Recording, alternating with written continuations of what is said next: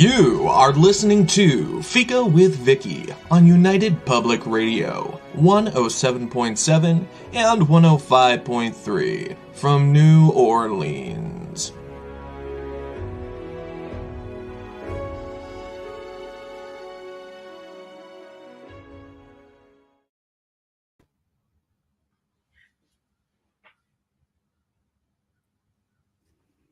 Hello, everyone, and welcome to Fika. Our guest today is author Daniela Simina. Daniela grew up in Romania, apprenticing with her grandmother as a fairy seer and a medicine woman, and became a medicine woman and fairy witch herself. We'll be discussing her experiences through her works A Fairy Path, the memoir of a young fairy seer in training, that's coming out on January 1st, 2024, as well as Pagan Portals, where fairies meet parallels between Irish and Romanian fairy traditions. But I have to admit that despite enjoying both of these books, A Fairy Path was my favorite, and you know how I love my Pagan Portals. So here's my review. A Fairy Path. Daniela Simina's memoir reads like a fairy tale. There's a young girl choosing her path in life, a wise elder assisting her, and the need to keep her true self hidden from nefarious forces. You watch as this little Daniela wrestles with the big questions of life and are inspired by her tenacity in finding their answers. And finally, despite your age, you realize that you're still looking for answers to many of these questions yourself. With the addition of Daniela's little book of magic, full of spells and rituals learned as a child, you won't want to miss this one. And we seem to be missing Daniela at the end of that. So I'm just going to check my emails to see if something's happened. And we'll just wait for her to come back again. So we were on comments. How's everybody out there today?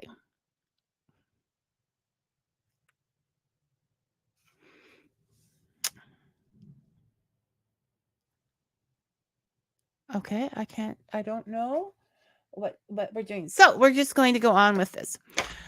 I absolutely loved, on a more candid note, I absolutely loved A Fairy Path.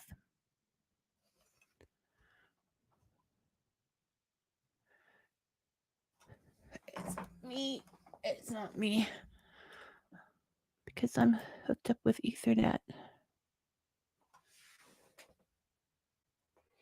Oh, live radio.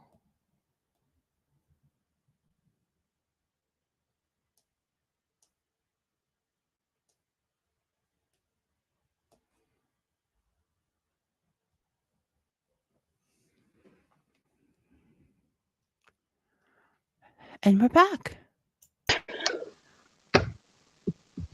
Hi, Daniela. I wasn't sure if it was me or you, so we have a little excitement there while I tried to figure it out. I think this is a very interesting way to start a conversation about fairies and things that were written in conjunction with fairies. Usually, I do not experience technical problems, but here we are, right at the time when you're mentioning the, my background and my grandmother and the way I grew up steeped into this tradition of folk medicine. And the moment you pronounce the fairy witch, bam, internet connection gone. I'm not sure whether on your side or my side, I'm not even wireless here. I was wired. And that doesn't go down. Well, I listen, every time we come upon the topic of fairies or anything close to fairies, the weirdest stuff happens. So this morning I was like, please don't. Yeah, me too. I'm like, offerings here. We're probably going to touch onto the aspect of offerings to fairies as it is acknowledged in folklore and modern practice. So yeah, here's the relevance and reason for doing it. Just had an example live.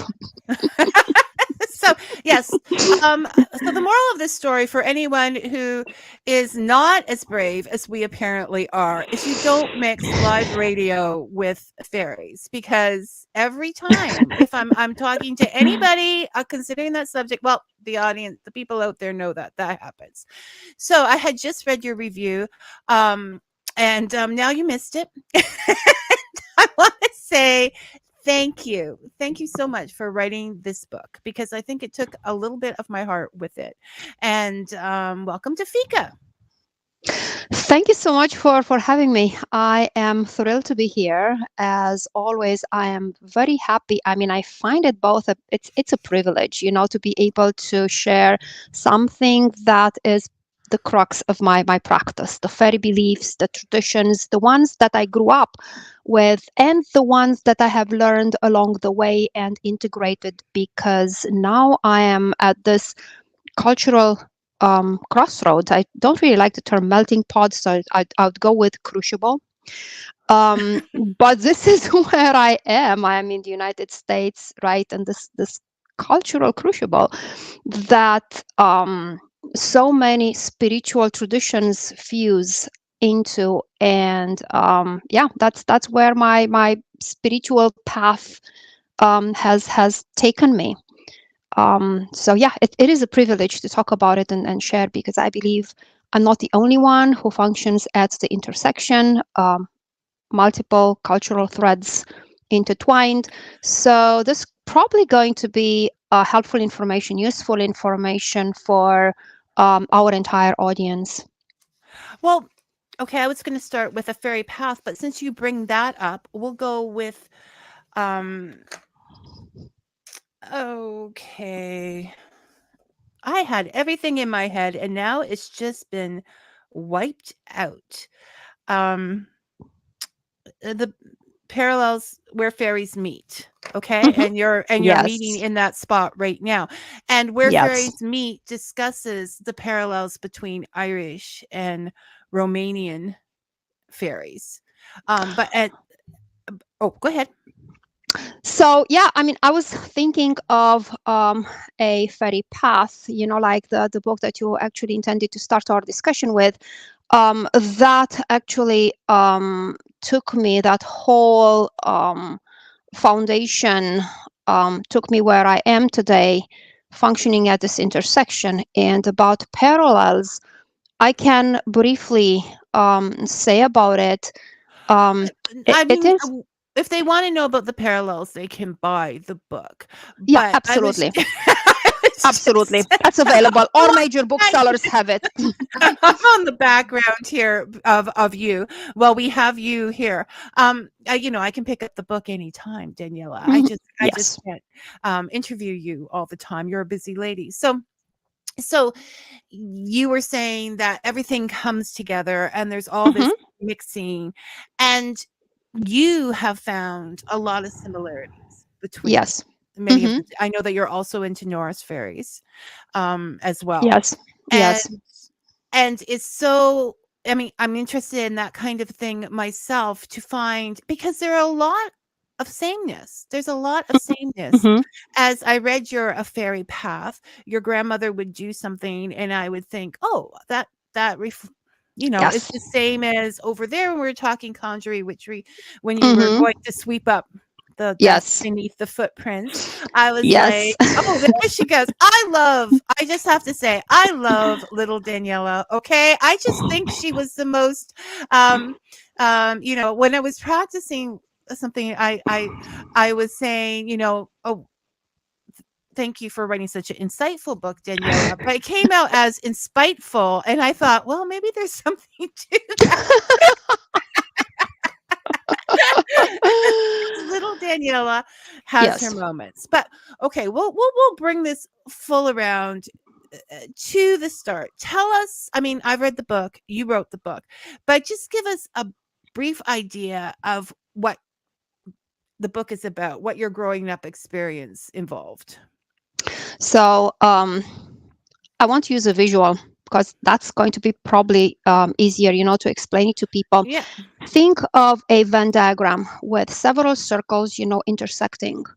and with a fair amount of space at their intersection. So that's where little Daniela stood at this intersection. Now, these circles would represent the social background, what Romanian society was in the early 70s, the political pressure that we were facing from a communist regime that was becoming increasingly more assertive and was tightening its grip on what people would believe and think, aside from what they say and do.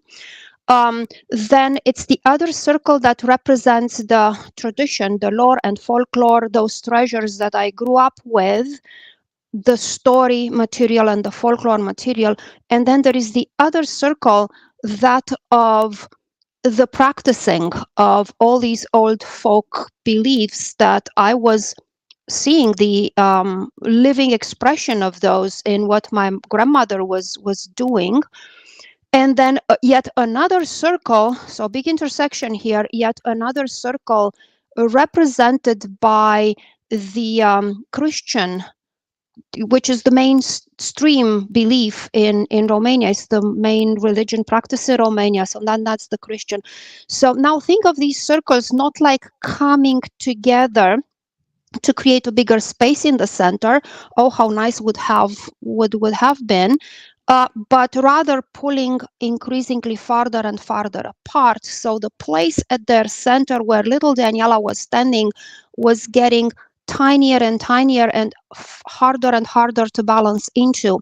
And what I mean by this, now that you have the visual, now what I mean by this is, in a very materialistic and pragmatic society, not by choice, at its foundation, Romanian culture, Romanian people is a deeply spiritual people. So the religious, the spiritual component blend rather syncretically.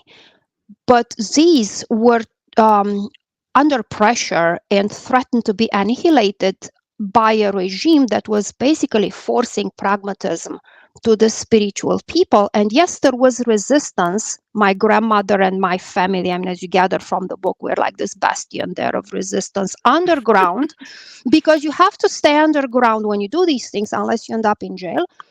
Or in some re-education center where they teach you how to properly think, right?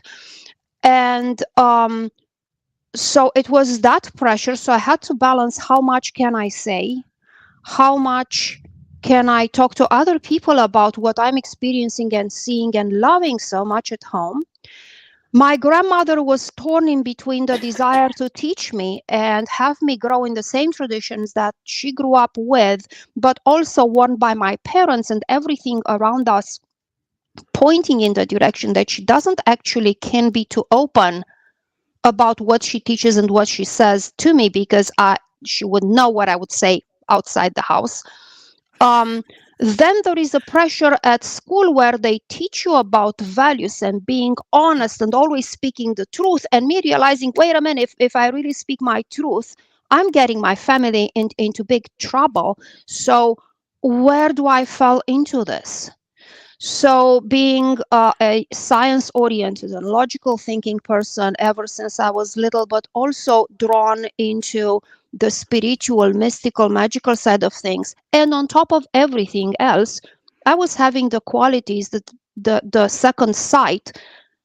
And for a long time, I didn't even realize that I was the only one among my peers having that. For me, I thought that all kids can see their cats glowing green and blue and other colors. They just don't want to talk about it. And I could not understand why. So as you gather from the book, that was one of my problems to solve and deal with. So this is kind of the background where that, it's the backdrop for the action in the book. So, and that's friendship. I have a very good friends with a friend. We actually start as enemies, and somehow there is this unifying thread of magic that brings us together. And my grandmother is instrumental in this, not only as my grandmother. and a teacher, but also as a healer, a very empowered And lady. the member Yeah. of the community, the older ladies would get together and sort of decided what was good for the rest of you. And Yes. proceeded. I always love the older women's stories and their Yes. and what they do. And so, and it wasn't even, you had to be, well, okay, we'll just use an example from the book. You said you saw Santa Claus and you were going to be sent to a psychologist, right? Yeah. Because this is just, so even imagination, if people want to put it down to imagination, was frowned upon. Yes. This is where the disenchantments, I'm going to paraphrasing some of my friends, that we're having this discussion about enchanting and disenchanting the world. And I believe this is where disenchantment begins, when you start suppressing children's imagination, and not so much imagination, but their genuine experiences that do not really align 100% to what a strictly materialistic and pragmatic strain of thought would allow.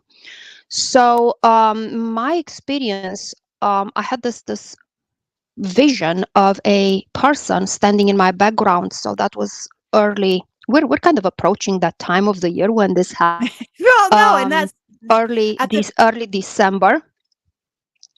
So and I'm seeing this person standing in my backyard, and I didn't know who they were, who they could be. So my mind, 7 years old, 8 years old me, jumps, oh, this can only be Santa Claus. I mean, who else is around dressed in this long outfit, leaning onto a staff? This must be Santa Claus. So it was my assumption. It wasn't that he said, hey, I'm Santa Claus. And my assumption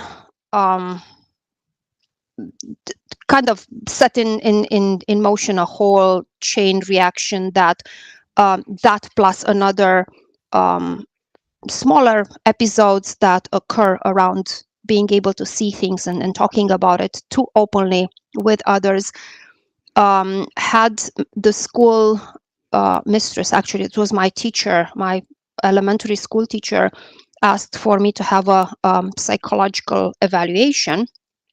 And sure enough, they took me to the psychologist, childhood psychologist, to the neurologist, only to say that everything was fine with me. And they just had this, I was a very a child gifted with imagination and with a vocabulary way about my you were age. a smart kid. You were precocious. I was reading a lot. So.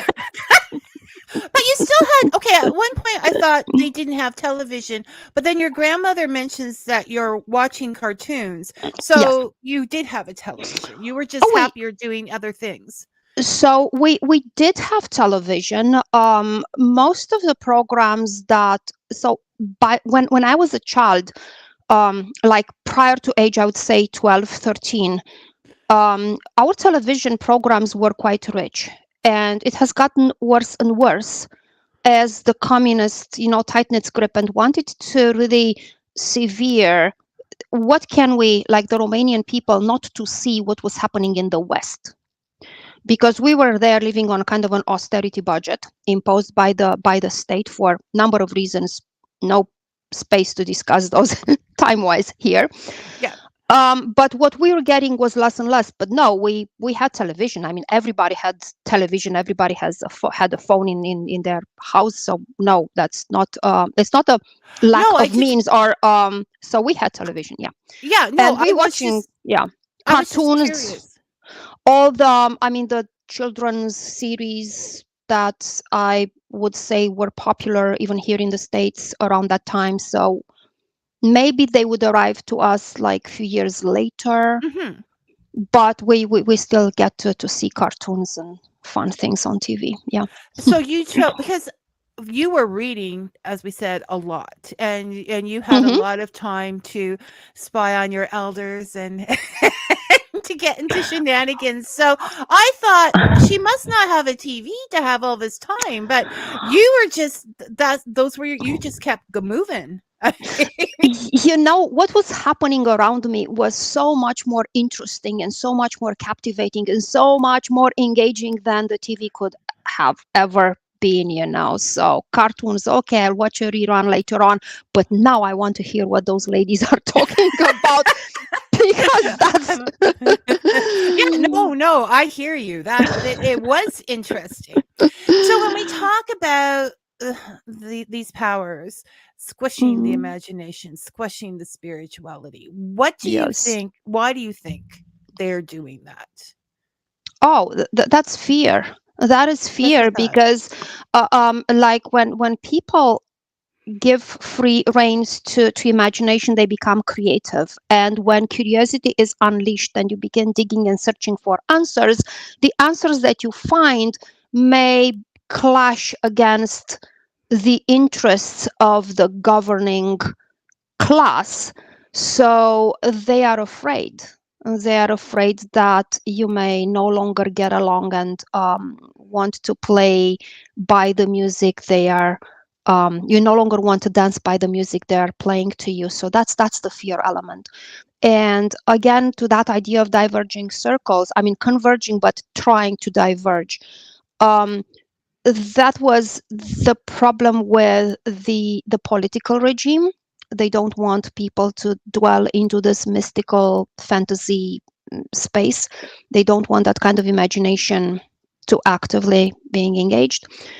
And also the mainstream religion also perceives that as a threat, because imagination and free thinking and knowledge and reading, that takes you away from being railroaded into a specific way, of thinking and acting, and that means they lose power over you. So it both parts have a there's only one way to live kind of thing, and anybody that questions that is Yes, going to be in trouble. And you yes, questioned a lot. I was in You trouble a lot. you were under 10 throughout this entire book, and these are just big concepts for someone under 10 to be dealing with.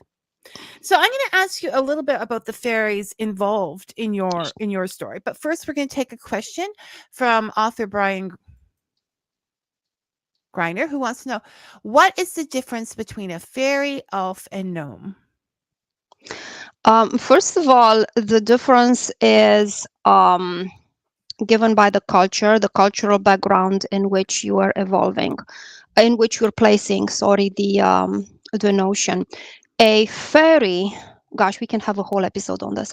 So fairy, the way I use it more as an umbrella term, as a catch-all term. So maybe gnome and elf or elf would fit under the umbrella, larger, broader umbrella of fairy. However, the word fairy has come into the English language being borrowed from French. You know, 1066 Battle of Hastings, you have William the Conqueror, and then you have Norman into England, and the languages begin to influence each other. So we have the word fairy, fae, coming to replace the word elf, alf, that was in use in that farther out west side of the world. So primarily elf and alf were used there. Then fairy comes in with the French language and substitutes it. There's a number of reasons for this to happen, not just linguistically. There was the belief that calling the elves by their name, elves, gets their attention in unwanted ways. So people start using fairies as a cover up, if you will. Like we would use euphemisms today in Romania in reference to zâne, which word translates as fairy.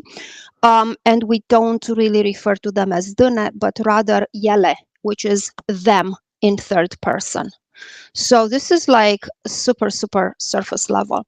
Now within each culture, fairies are of different kinds. It's like referring to the birds population in the United States. If you say bird living in the United States, you're not sure whether you're talking about a vulture or a hummingbird or a sparrow or a duck. So they're all birds. When you say fairy or fairy beings in reference to one culture, you're describing basically a population of otherworldly being vast with a vast array in their variety. So if you're going to talk about gnomes, that's probably something more oftenly encountered in the Anglosphere.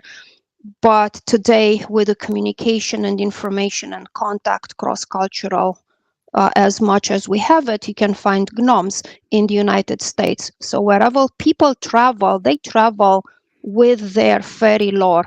So you have fairies no longer isolated to the English language speaking cultures, but you have fairy-like beings in other cultures as well. And of course, if you want to talk about those beings in English, you're going to use the word fairy for everybody to understand what you're talking about.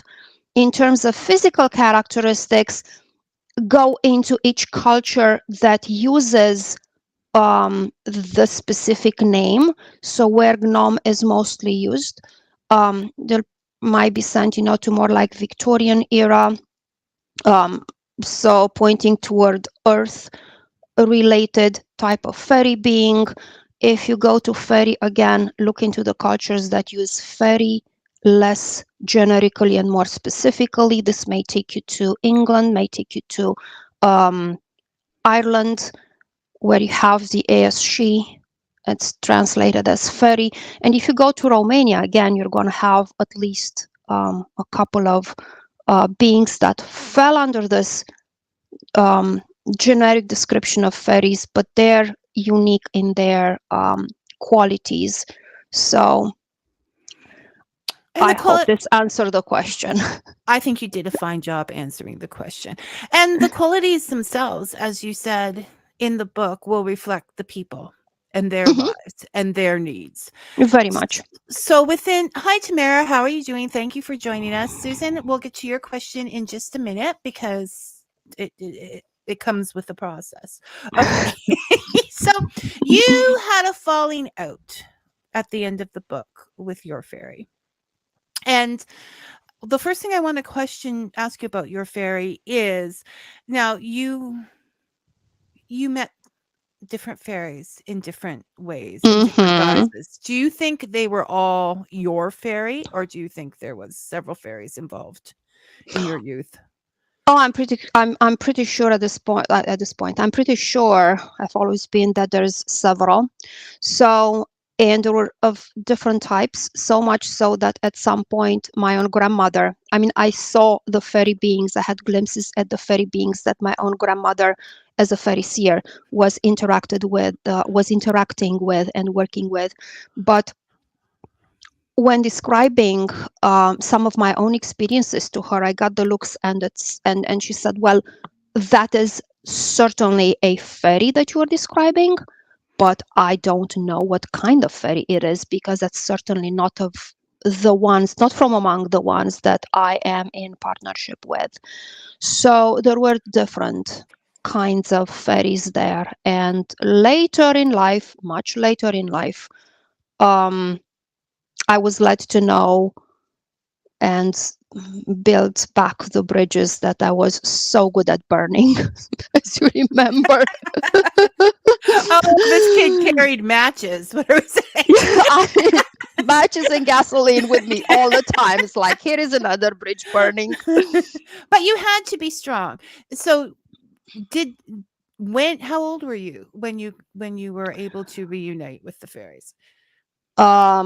So our reunion, this sounds almost like high school reunion or college reunion, was like 20 years later. We had our 20 years reunion. Yes. And did your original fairy come back? Yes. The one. And got my answer. Yes. Happy. Fortunately, yes. Happy 25th year reunion or something like that. Yes. Yes, because as I pointed out while we were emailing, I just wanted you to sit down and say the rest of your story. Like after reading that segment of it, just like so. And when did you come to the States? Okay, so I came to the States 22 years ago. 22 years ago. And yeah, I came here as a transfer student to finish my education. And that opened the floodgates for my spiritual life to roll on forwards the way it does now. So, Fantastic. So it was actually a positive move in that way. absolutely. It was a very positive move. And let me explain why, because you might be wondering, wait a minute, you're coming from that magic land where, fairy pop into people's gardens and steamroll into people's Yes. life. And what's such a big thing of coming here? And now you separated from that, but you found them here. Yeah, I was about to say separated. I wouldn't call it that way. Well, for a number of reasons, all of them pertinent to the book and to our discussion. yeah, yes. So I would say that coming here was a very good thing, because coming here gave me access to information that I did not have back then where I was. Coming here, as I said, I came in as a transfer student, and having unlimited access to the internet and being able to get into groups and join people with the same kind of experiences and with the same kind of interests that I have was so much easier. And then the libraries, when I saw the library, the college where I came to finish my studies at Tulane. So when I went into Tulane University Library, I was like awestruck and spent most of my days inside there. So, and I could read all the history and all the lore and a lot of the folklore that and finally I was finding answers to the questions that I had. And then still because of being here, I had access to conferences and to work of authors that later became my teachers. So, and those helped me basically settle on the path that I always wanted to be. I didn't know exactly how to get myself onto that path, a place where the mystical and the metaphysical marries the logic, and the science, because I don't like the take that's devoid of either. So I like this marriage No, that's of both. both. That's completely So understandable. So it's the openness and free information that yes, helped, that was not available to you before. and community. I mean, being able to get together with You're allowed on to a name names. Facebook group. Yes. You're Names. allowed to name names. Morgan Daimler. So Yes. Morgan Daimler they're amazing in their work and study and scholarship, and they also write fantasy, and I so like their take on fantasy because it's really close to. They have this book Into the Shadows, and it's like really Yes. close to. And then Kat Heath, or Seo Helruna, who again writes on Norse, on the Norse traditions and on working with elves, where it's kind of where I am at right now. So very much drawn toward working with the Alfar, with the elves myself. So yeah, these are like two prominent people in my life. Yeah, we've talked to Morgan a couple of times here on Fika, and it's always They're a great amazing. Yes. experience. Yes. Okay, so there were experiences where your grandmother said, you need to stay away from Yes. that fairy. And Susan would like know, what is the origin of mischievous or malicious fairies? Why, I believe, is why are there malicious fairies or mischievous ones, however you want to look at it? When I look at fairy nature, so first of all, my take on things comes from an animistic perspective, which means that everything around me has a consciousness. Beings other than human have their own personalities. And when we talk about otherworldly beings, they also have their own agenda, which means that they're not subservient to people. They're not out there to make our life, people's life, more comfortable. And while there is a synergy, so they get things from us and we get things or learn things from them, there is also sometimes competition. And with people encroaching their places, barging into their homes, talking about them disrespectfully, that kind of explain where the less benevolent strike of fairies, streak of fairies come. But there's also something ingrained within the nature of some of them, so they're not necessarily malevolent. Think of sharks. Okay, they're neither good nor bad. There are No, they're people who just go and swim. They just go and swim with sharks, but it's not to be said that everyone who dives into the ocean, hello sharks, I'm over here, come, I want to swim together.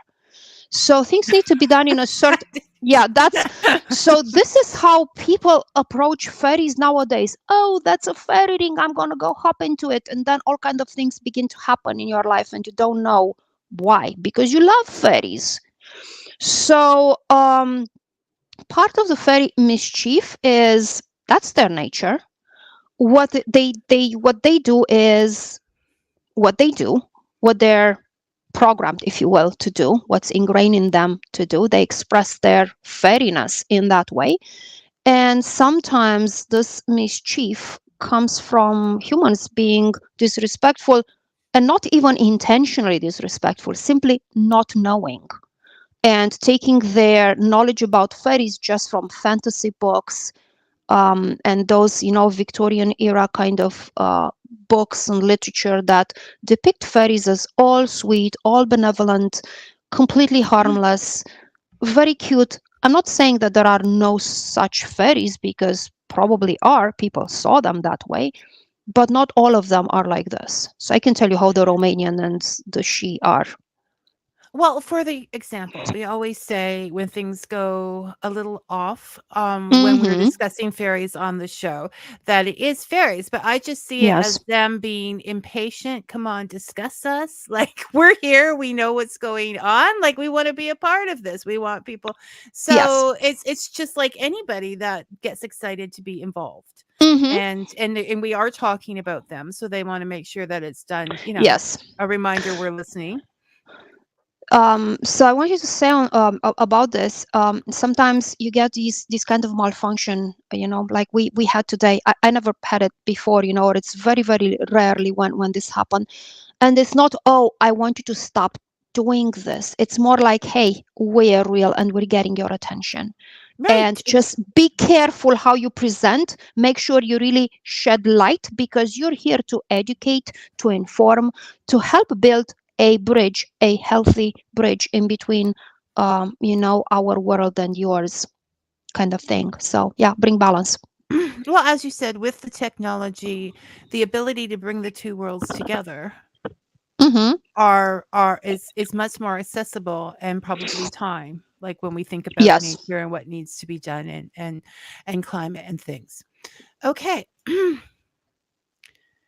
Brian would like to know, are fairies long-lived? I would expect their lifespans would affect how they view and interact with humans.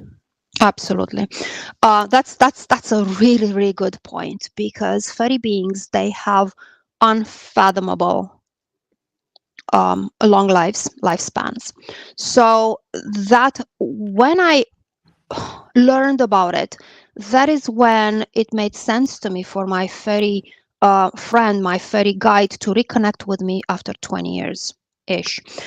Because what was 20 years for me, for them, it was like, oh, nothing at all. It's like, we had like a little argument an hour ago, and now I'm coming back to, see if you still want to play with me or talk to me. So time runs differently in fairy. And if within our audience, there are probably many who journey, who meditate, and you may probably are familiar with the experience where you sit down and you believe that you've sat down for 5 minutes, and when you look at the time, you realize that it's been an hour or more, or the other way around. Oh, that felt so long, and you're actually steeped in your meditation for only a few minutes, yet you had such a profound experience that felt lasting like forever. So time is a relative concept. It's certainly not a unifying thread in between our world and theirs. On the fairy side, and this is something that I had a chance to cross-validate with what other people experienced. Fairies tend to be ahead in certain ways, like modalities of affecting healing or manifestation. And when they come and they help and they give you that little energetic boost that whatever kind of work you're doing increases, doubles its effectiveness. On the other hand, they also like things from the world of humans because we seem to be a little bit quicker at technology, developing this kind of technology.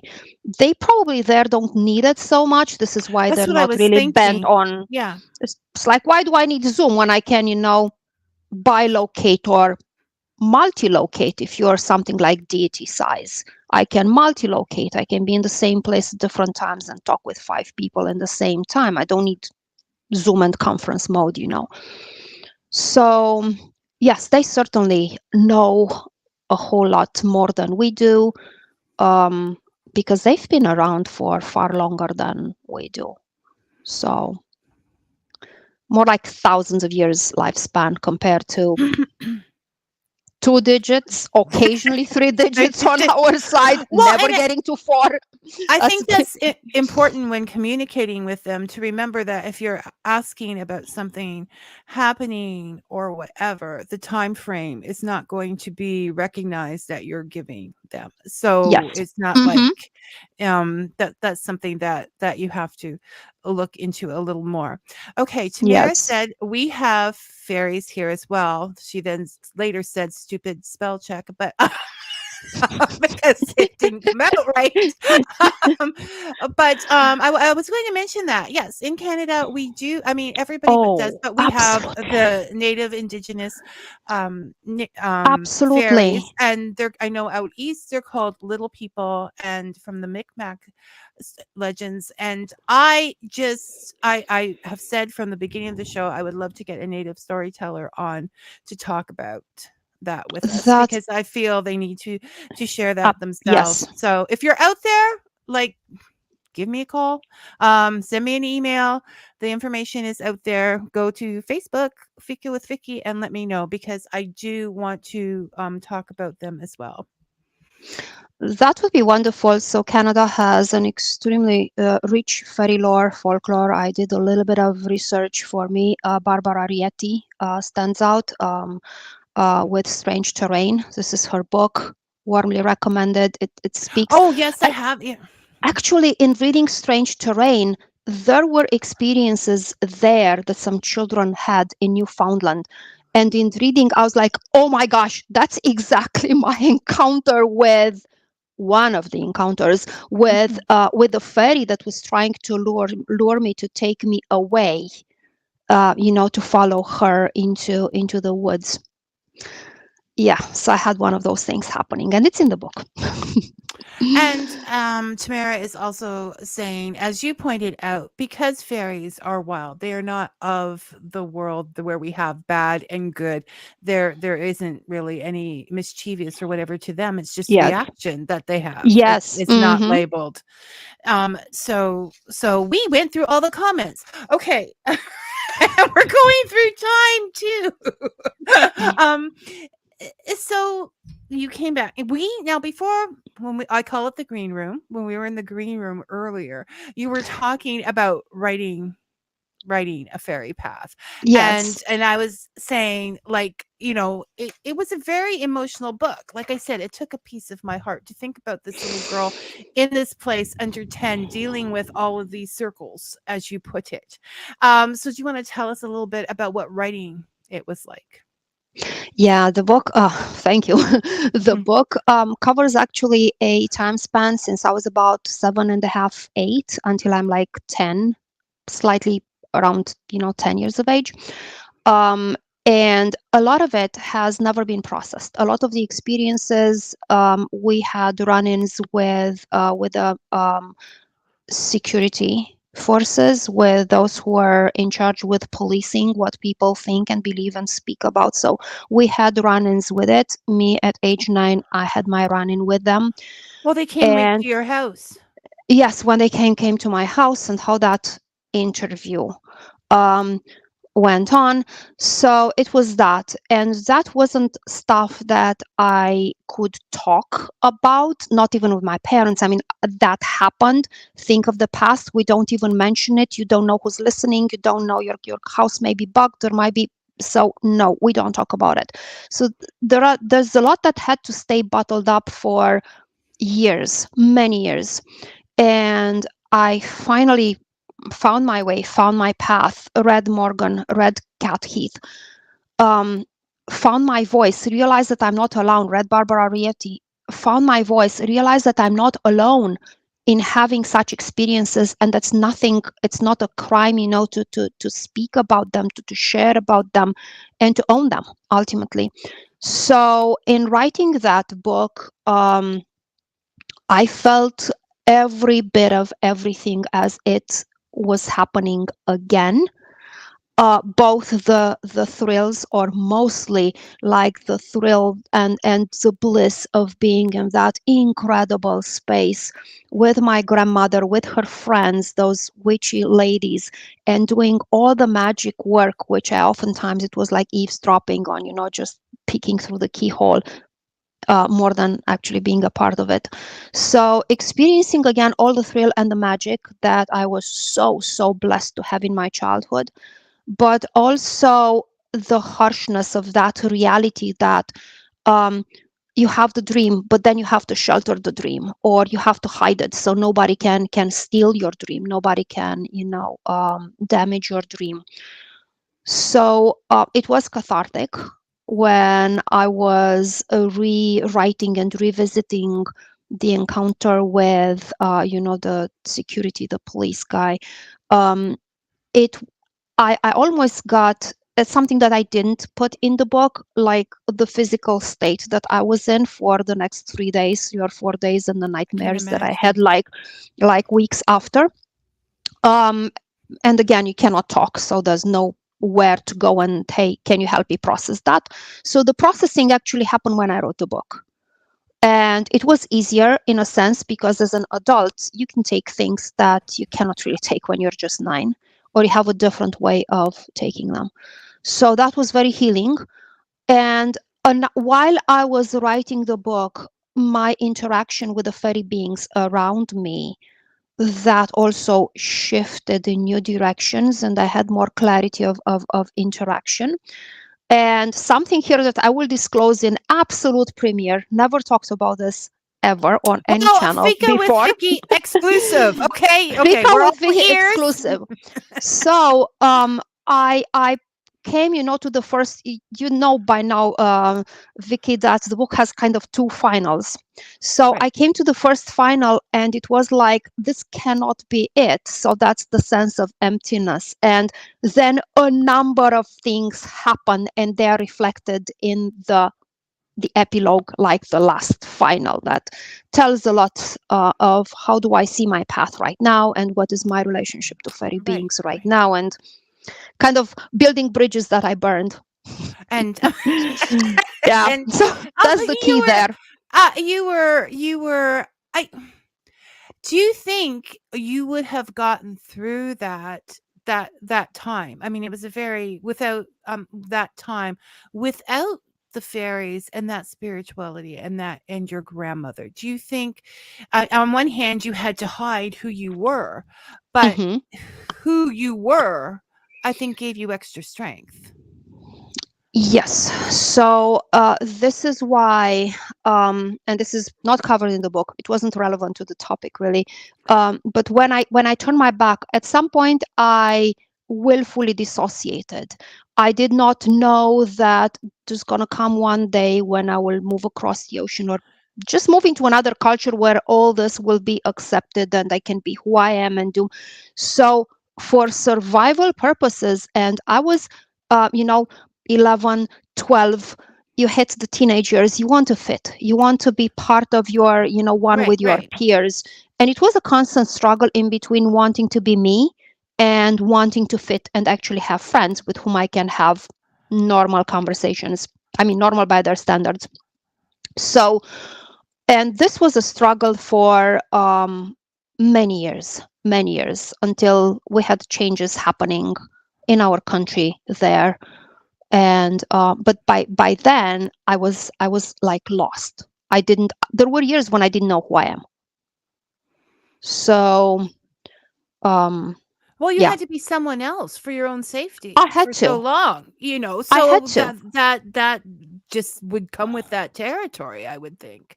Yeah. That So yeah, I mean, I got lost. I didn't know who I am. And then when I had the freedom to be who I want to be, I forgot how to be who I was, I know it sounds complicated, but sometimes you forget. yeah, You no, it's forget. very straightforward. Yeah, no, Yeah. with the experiences that you had to cover and wear a mask for so many years that, Yeah. And taking that off leaves you with you don't know how the feeling, how is it to be without a mask. And then fortunately it's like, okay, this is what it is. And the time I decided to take the mask off was prompted by fairy intervention. So I got these nudges, if you will, and they came reminded, back. hey, oh yeah, Yeah. they reminded, now you're in the place and the state where of mind and whatever, psychological, emotional, you're in this really good state and you can honor your contract. And I'm like, contract, what are you talking about? So I was here, and this is the Romanian fairies. This is why I was like, not really left them behind. So these are the Romanian fairies with whom I had the interactions before, and they're like, yeah, you wrote a rain check to us. And then I went back to the book and I realized that I did actually write a rain check to them. And I had to honor that rain check, what resulted in like 3 books. So yes, because we have another one coming out in the summer, right? Is it this summer or next? No, it's 2024. So in 2024, there'll be the fairy herbs for fairy magic, the third book. And Yeah. actually, A Fairy Path hasn't come out yet, but I've read it, so I just feel like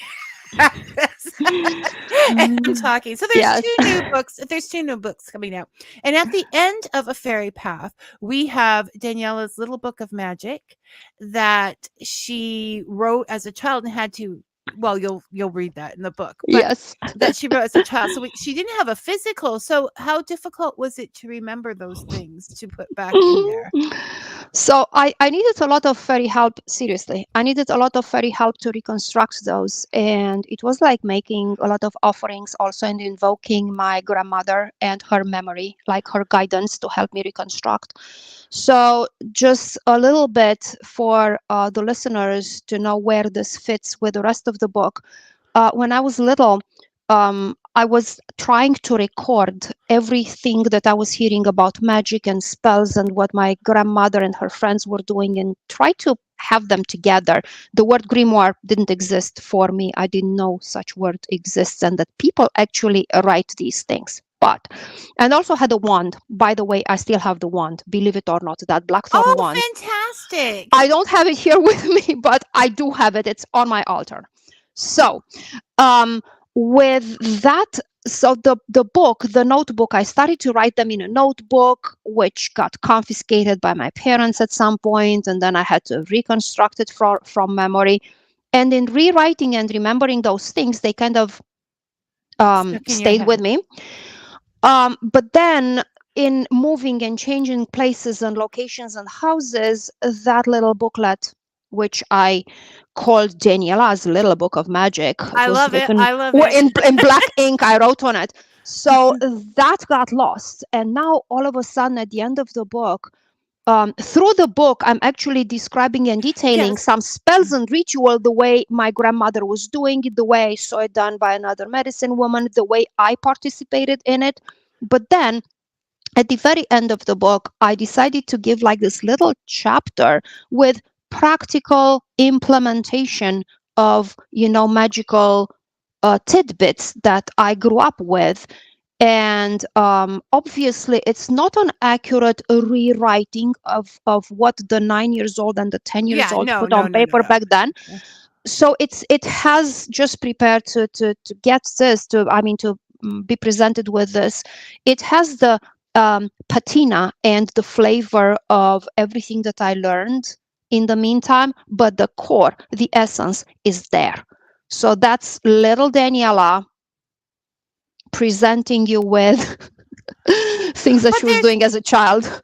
there's a lot of stuff in there. Like I mentioned, and I mentioned, you, your grandmother used a combination of maple and Yes, dogwood and Hazel. hazel, my favorite woods. But it was just very interesting for me because maple is, I also like holly and oak. And never mind, I'm not checking it, but maple you don't hear in a lot of of these things when you read them from. Mhm. So it was just interesting. And did she ever mention why, what the symbolism of the maple was? She didn't ever give you any direction. I'm going to, I because I was just like, and also using like snow, like very folk Yes, music and music, yes. very folk magic, and using what was there. Daniela, we're Tamara says she's definitely buying your books. Um, Brian has more questions. Are fairies always among us, or does their interest in the human world get more or less over the years? I think their interest in the human world is getting more.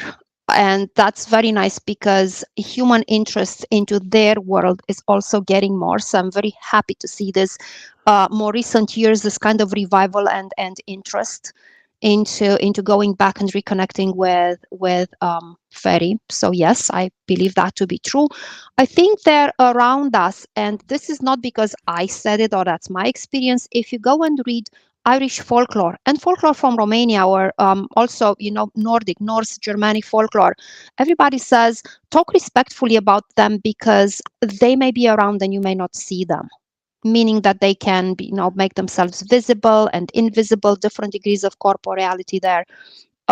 But they can certainly be around. So talk respectfully because you never know who's listening. Yes, not I'm it's always like, but I'm not directing that towards you, fairies. Yes, That's just a exactly. So general no. world opinion. Yes. um, Brian, okay, I'm gonna close the comments off after these next two. Brian also asked, okay, you mentioned an altar. He would like to know Yes. if fairies request worship for humans, or are they simply treating us as neighbors or even friends? Well, you have an altar because you're a witch more than a fairy witch, right? Yeah. So I'm a heathen. So there's a place there. So my altar is my centering focal point. So it's a place where I would like to go, and I know that it's reserved for connection and interaction with. It's a place where I can leave this world behind and fully connect with the other. That's the best way to put it. And there are different things there, that represents my beliefs and what I think I want to connect with. So in terms of so can you repeat the question again for me? Do I think I lost it. fairies require Oh, worship from worship. I got humans? it. So I wouldn't say like worship in the same as you would worship a deity, because that already attributes fairies a different status.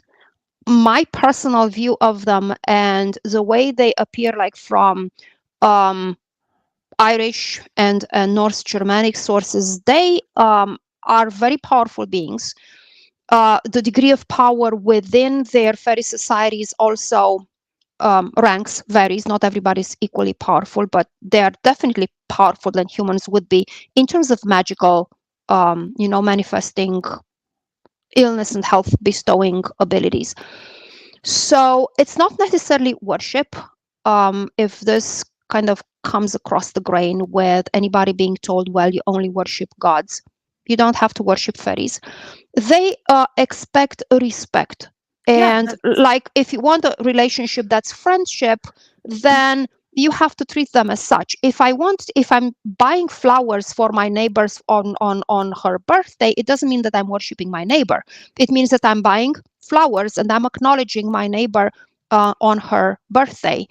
And the fact that I'm inviting people over and serve them food, it doesn't mean that I worship them. It means that I'm a good host and I'm providing the best for the people that I'm inviting over. So with the fairies is the same thing. Don't get into, piece of advice here if I may, don't dive into relationships. Give enough time to know whom you're seeking to interact with. Read the lore that is pertinent to the areas and the types of beings that you're seeking to connect with. Learn about offerings that come across every single culture. Make offerings to the fairies. And yes, you can have friendship, very friendly relationships going on. And the fact that you make friends with some fairies doesn't mean that you're going to make friends with all the fairies. If you're going to look into Irish lore particularly, you will see big fights and enmities within between groups of fairy beings. That So lasts for actually, years. that lasts for years. Again, think of time, the way it goes over there. And you actually being in the good graces of a certain fairy king or queen or group of fairies may put you in direct enmity with the others. So tread carefully there. Happened to me. So Oh, that's a whole nother. Okay, this is the thing, Brian. I would like to say it's just like me. You don't have to worship me. You just have to respect me. exactly. Yes. So, anyways, Daniela. Okay, once again, Yes, nothing please. answered, and our hour is done. We're done. Can you come back sometime? Anytime. Okay. We'll discuss that. So I have to say goodbye for now. I told you there's so much to Absolutely. talk about. I can't fit it in. And you take care, and we'll arrange a date because there's a lot of questions and people are gonna read these books, right? And then we'll be able to discuss them more. You're welcome, Absolutely. Tamara. Tamara says thank you. Thank you so much. Robin Sims also says thank you, Vicky and Thank you so Daniela. much. It was very interesting.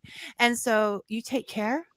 Write more. I'm waiting for the herbs and that to come out. And I still have so many questions about the parallels and that. So maybe we can concentrate more on that next time. Sure. The fairies Sure. themselves. Okay, take Hmm. care. Bye-bye. So we'll get Daniela back and we'll be able to ask her some more questions and hear more about the fairies in her life and the fairies that she has studied.